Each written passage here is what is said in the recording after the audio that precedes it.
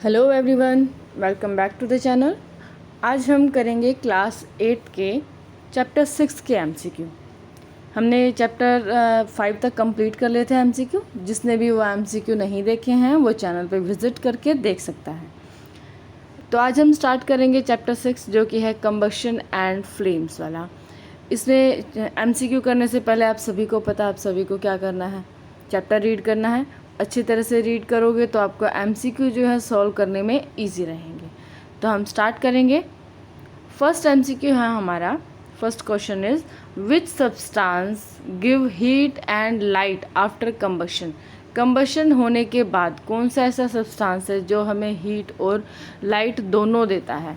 Flame में तो क्या होता है, सिर्फ हीट होती है, मतलब सिर्फ आग होती है, सिर्फ फ्लेम्स आती है ना, लपटे जिसको हम कहते हैं।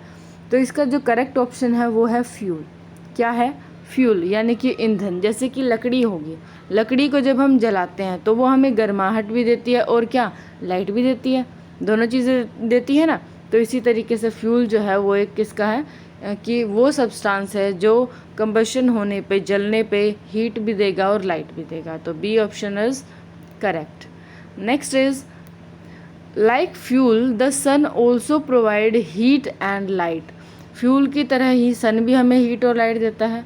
The process taking place in the sun is cold.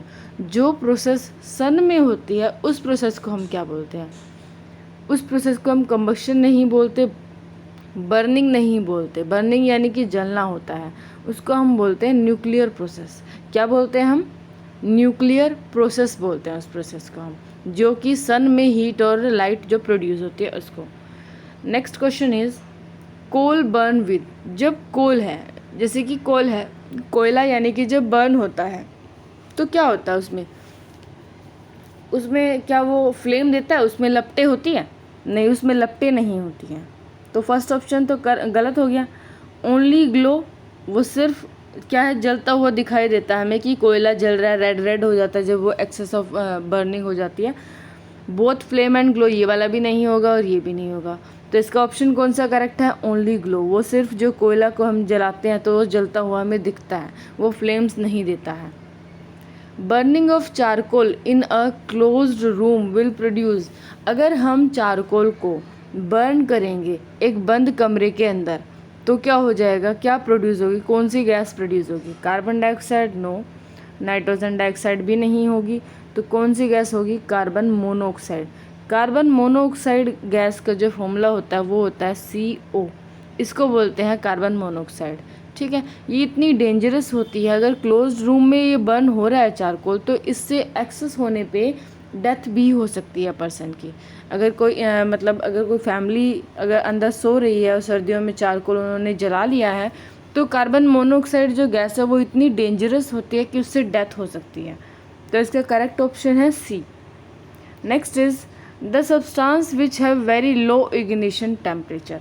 Ignition temperature की डेफिनेशन आप सभी को पता होगी, आपने चैप्टर में अगर पढ़ा होगा ध्यान से।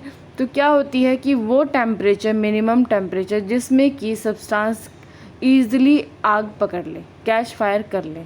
तो क्या होता है ignition temperature? Catch fire easily. Will not catch fire तो नहीं होगा, catch fire after some time भी नहीं, क्योंकि वो क्या होगा, जल्दी से वो टेम्परेचर होना चाहिए जिसमें कि आग वो जल्दी पकड़ ले। तो क्या है, ए ऑप्शन इसका करेक्ट है, कैच फायर ईजिली। ठीक है। Next is CNG and LPG are example of.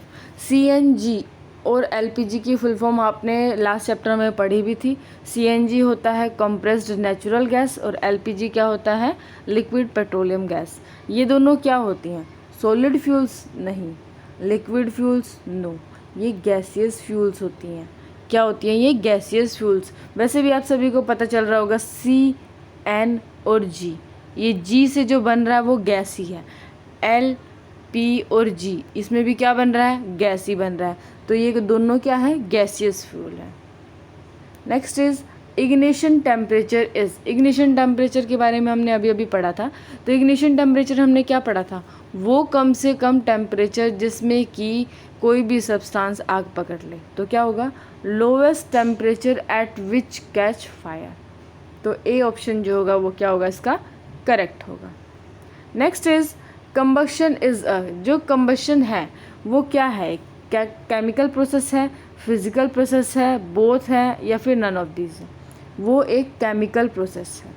क्या है वो एक केमिकल प्रोसेस है, यानी कि ए ऑप्शन जो है इसका करेक्ट है। जैसे कि मैग्नीशियम रिबन को जब हमने बर्न किया था तो क्या हुआ था, उसमें वो मैग्नीशियम सल्फेट में कन्वर्ट हो गया था। तो इसी तरीके से ये क्या है, एक केमिकल प्रोसेस है। Next is the product of combustion are, जो प्रोडक्ट बनते हैं कंबक्शन के फाइनली वो क्या बनते हैं, कार्बन डाइऑक्साइड और वाटर बनते हैं। क्या बनते हैं, CO2 और वाटर, वो जो एक्सपेल हो जाते हैं प्रोडक्ट की फॉर्म में क्रिएट होते हैं। ऑक्सीजन और वाटर नहीं हो सकते, सिर्फ कार्बन डाइऑक्साइड भी नहीं और सिर्फ ऑक्सीजन भी नहीं, कार्बन डाइऑक्साइड और वाटर दोनों, यानी कि CO2 यानी कि कार्बन डाइऑक्साइड प्लस में H2O, ये क्या होता है, water. Next is there are following zones of a flame.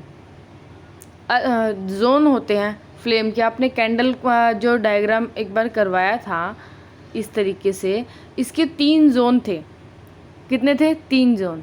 एक तो होता है कंबस्टिबल, एक होता है नॉन कंबस्टिबल, ये और एक क्या होता है जिसमें कि कुछ भी नहीं होता, जो बिल्कुल नियरर टू द सरफेस होता है।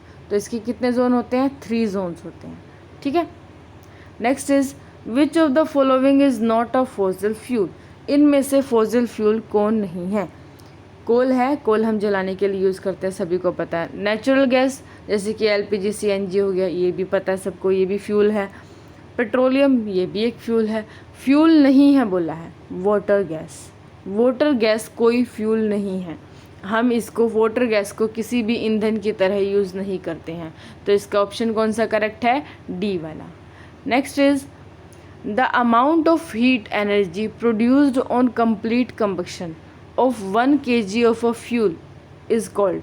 देखो, अमाउंट ऑफ हीट, जितनी हीट प्रोड्यूस होगी कोई भी सब्सटेंस पूरा जलने के बाद जितनी हीट प्रोड्यूस होगी 1 किलोग्राम फ्यूल में, 1 किलोग्राम फ्यूल के अंदर, उसको हम क्या बोलते हैं, उसकी कैलोरीफिक वैल्यू बोलते हैं। ये आप सभी ने देखा भी है, ये चैप्टर में इसकी डेफिनेशन भी है और इसमें भी बता दिया है क्या होती है, वो कैलोरीफिक वैल्यू होती है, यानी कि ए ऑप्शन जो है इसका करेक्ट है।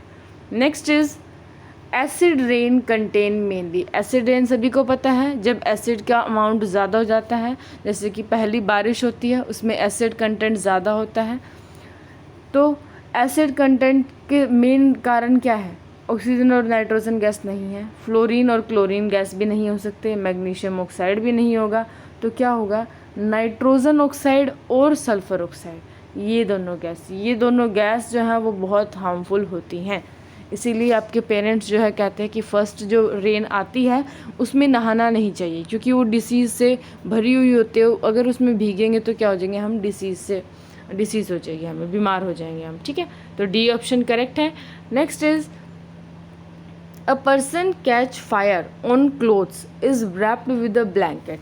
ये क्वेश्चन आपके उसमें भी था, लेसन में भी था कि जब किसी भी इंसान को आग लग जाती है, अगर किसी भी इंसान में आग लग गई है, मान लो बाई चांस लग गई है गलती से, तो क्या होता है, हम उसमें ना रैप कर देते हैं ब्लैंकेट के अराउंड, जो कंबल लेते हैं और उसके आसपास उसको रैप कर देते हैं।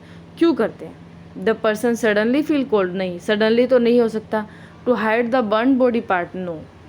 The person cloth get burn, वो तो पहले ही जल चुके हैं। To reduce air supply and put fire off, आप सभी को पता है कि आग जलने के लिए क्या चाहिए, हवा चाहिए, ऑक्सीजन यानी कि एयर चाहिए। और एयर और बॉडी के बीच में अगर कांटेक्ट को तोड़ना है तो इसलिए हम क्या कर देते हैं, ब्लैंकेट को रैप कर देते हैं ताकि और आग ना फैले। ठीक है, तो इसका करेक्ट ऑप्शन कौन सा है, D इसका करेक्ट ऑप्शन है। Next is the most common element used as a fire extinguisher. आप सभी को पता होना चाहिए, जो फायर एक्सटिंग्विशर रेड कलर के टंगे होते हैं स्कूल्स में, हॉस्पिटल्स में, बिल्डिंग्स में, आप सभी ने देखे भी होंगे। उसके अंदर क्या भरा होता है, उसके अंदर ऑक्सीजन नहीं होती है, क्योंकि ऑक्सीजन से तो क्या होता है, आग जलती है। फॉस्फोरस भी नहीं होते, NO2 भी नहीं होता, उसके अंदर होती है CO2, यानी कि कार्बन डाइऑक्साइड फिल होती है। कार्बन डाइऑक्साइड के फॉर्म्स फिल होते हैं जो कि क्या करते हैं, आग को बुझाने में हेल्प करते हैं। ठीक है, तो इसका करेक्ट ऑप्शन कौन सा है, A वाला है। होप सो आप सभी को समझ में आया होगा सारे MCQs। और अगर समझ में नहीं आया है तो आप कमेंट बॉक्स में कमेंट करके बता सकते हैं। अगर आपको वीडियो पसंद आई है तो आप लाइक शेयर और कमेंट ज़रूर कीजिएगा। Thank you so much.